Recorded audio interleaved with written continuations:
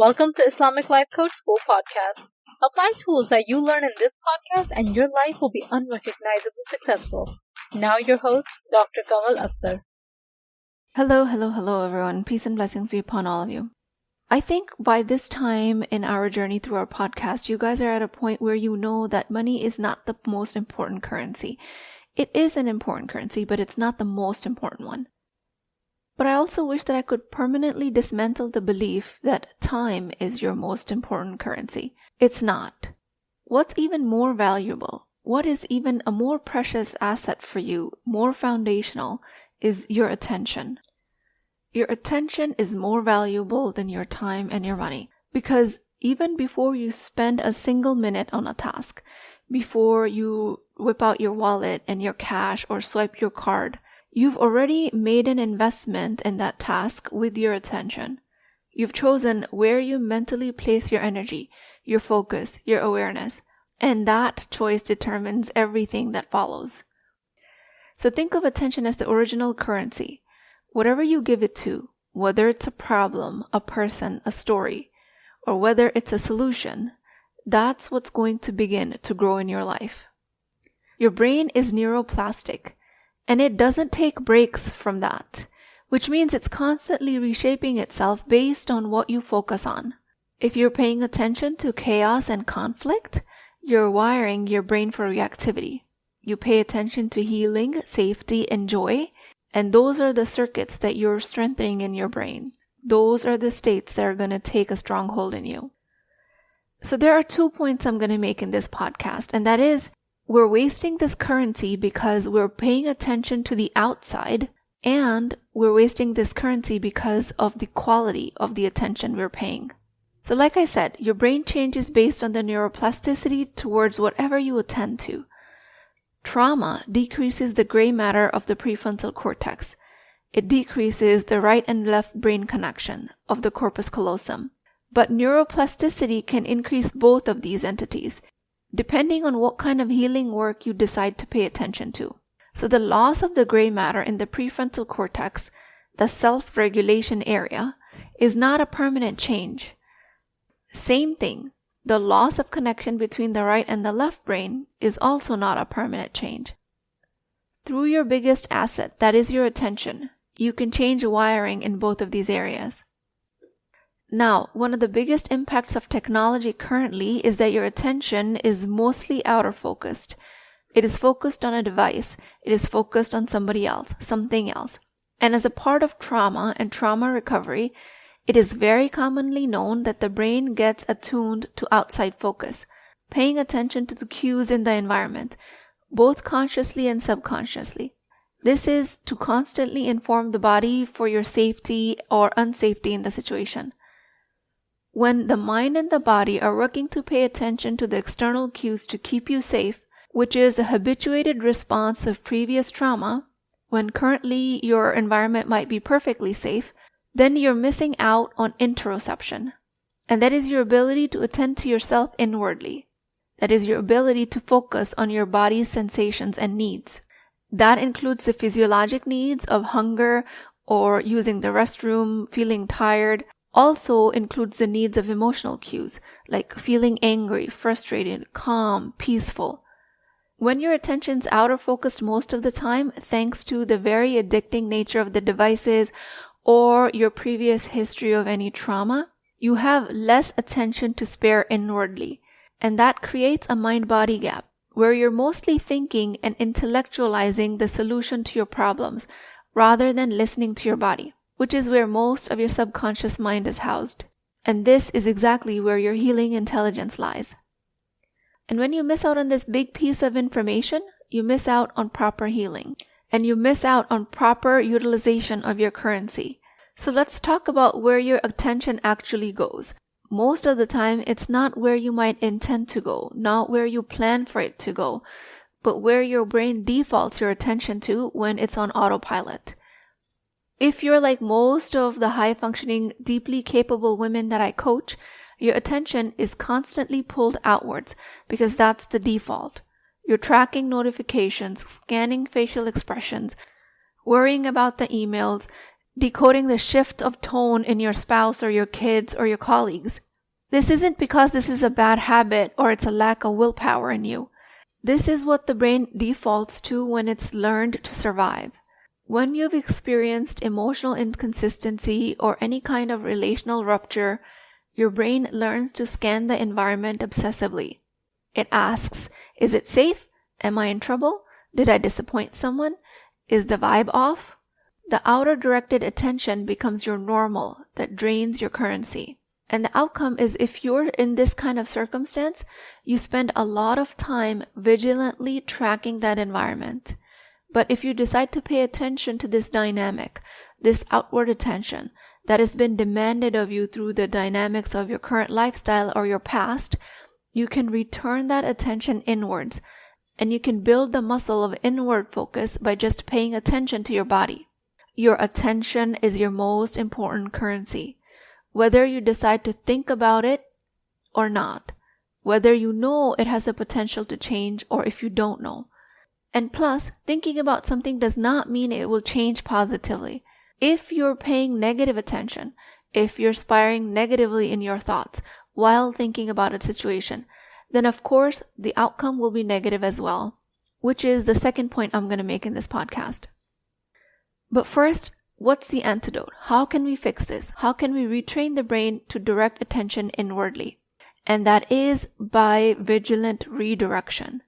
When you see and notice in yourself that you're paying attention outwards, you redirect it to pay attention inwards. The skill of noticing your internal world, your heartbeat, your breath, the tightness, the heat in your face, the analyzing of your bodily sensations. You're redirecting your attention to listening to your body, moment by moment, sensation by sensation. It's like learning a new language, because you are.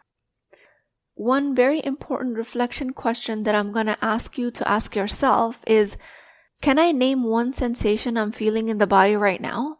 And can you do it without judging it, without fixing it, just noticing, knowing that you're safe and there's nothing harmful coming from that sensation? Now, the second part of the attention that makes us believe that it's not a most important currency is that not all attention is created equal. When you pay attention to how difficult your exams are, and you ask questions like, why does it have to be so hard? Why am I having such a hard time with chemistry? Why can't I learn the new system? Why does parenting have to be so hard? Why can't I get it together? Why am I always the last one to get it? This is the type of attention that you're paying that's going to inevitably lead you to find answers that are not going to create a positive change. So while your attention is the most important currency, even more important than that is what type of attention you're paying. You can pay a very low quality negative attention to a situation, in which case you're wasting your currency. Not only are you wasting it, but you're paying money to buy debt. Not all attention is high quality. How you spend it what matters. Where you spend it is what matters. But also, what is the quality of attention that you're paying? You can focus on a problem for hours, days, even years. But if the quality of the focus is negative, hopeless, rooted in blame, you're not investing. You're digging a deeper hole. You're buying yourself more debt. For all intentional purposes, you are focusing, yes, but you're reinforcing helplessness in that case. That kind of attention feeds the problem loop. You are spending emotional energy. You're spending your attention currency, but nothing gets resolved. And ironically, the problem continues to get deeper. You just end up more exhausted, more bitter, and more convinced that the problem is bigger than you and that it can't be solved. So the type of attention absolutely matters. And the shift starts with the quality of questions you ask. Because your brain is a search engine. It responds to the questions you give it. If you ask it garbage, it will return garbage. If you ask it something expansive, something that is possibility-oriented, then it will give you the answer towards a solution. That's how you open new neural windows. So instead of asking why this is so hard, try and ask, what part of this is not hard? Instead of asking, why am I the last one to understand something? Ask yourself, where am I not the last person to understand something? These single type of questions nudge your mind out of fixed loop and into flexibility. It doesn't ignore the struggle, it just widens your lens to include more than just the struggle. By asking you to do all of this, I'm not asking you to ignore your reality. If your brain says that things are hard, that will be your reality. I am asking you to ask your brain what else is also possible. And that's where the magic begins, which is actually based in science. When a coach or your own inner wise voice asks a question like, what is everything in this situation that I'm not noticing yet? In that split second, your right brain gets a chance to come online. That's the hemisphere that sees the bigger picture, that feels the context and the connection. It senses the safety instead of scanning for threat. And suddenly, you're not going to be trapped inside of your problem. You're going to be standing next to it, watching it shrink in scale. Open-ended, high-quality, solution-oriented questions direct you towards the possibility that don't compute in your left brain. The left brain is responsible for logic, language, linear problem solving, which is exactly my point. The point is to involve your right brain as well. Creative, non-linear, experiential. It creates a brief moment of cognitive disorientation, a pattern interrupt is what they call it, and it loosens the grip of your anxiety and your helplessness. What fires together, wires together. That means the more attention you give to anxious thought loop, the tighter that loop becomes. The more attention you give to open-ended questions and high-quality attention, the tighter those neural pathways become. All of this and much more is the reason why somatic practices that involve the body, are extremely powerful. They bypass the endless loop of overthinking, and they engage the parts of your brain and nervous system that regulate your emotional state. That's why body-inclusive coaching is more transformative than just traditional talk therapy alone. You're not just talking about change, you're embodying it, you're living it. Bring your body into the equation. Pay high-quality attention to it. Bring in movement, whether it's shifting your posture or standing up or walking across the room, taking a deep breath. All of that signal your nervous system that change is happening, and your brain follows your body's cues. And one reflection question that I'm going to ask you to ask yourself is, when you're in a trapped mood, stand up, roll your shoulders, take a deep, intentional breath. Ask yourself, what shifts in your body? What shifts in your mood?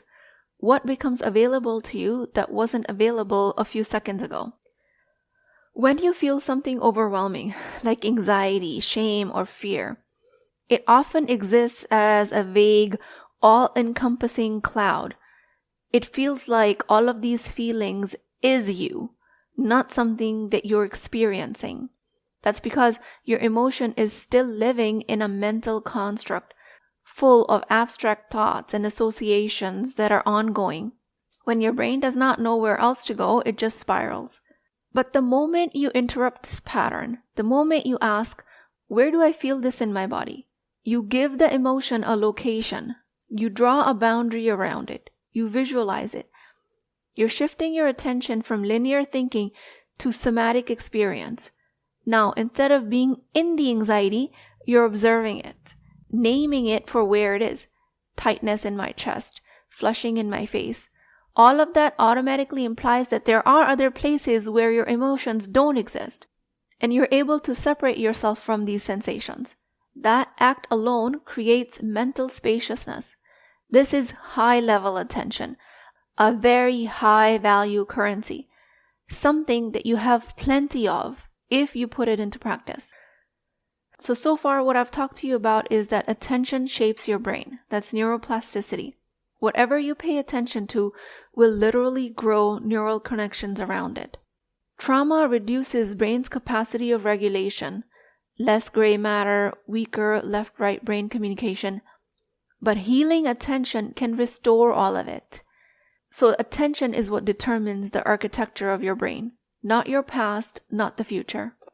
A constant outer focus is a trauma habit, which leads to defaulting to always being hypervigilant. Current modern life, like notifications, multitasking, devices, all of that reinforce that trauma pattern.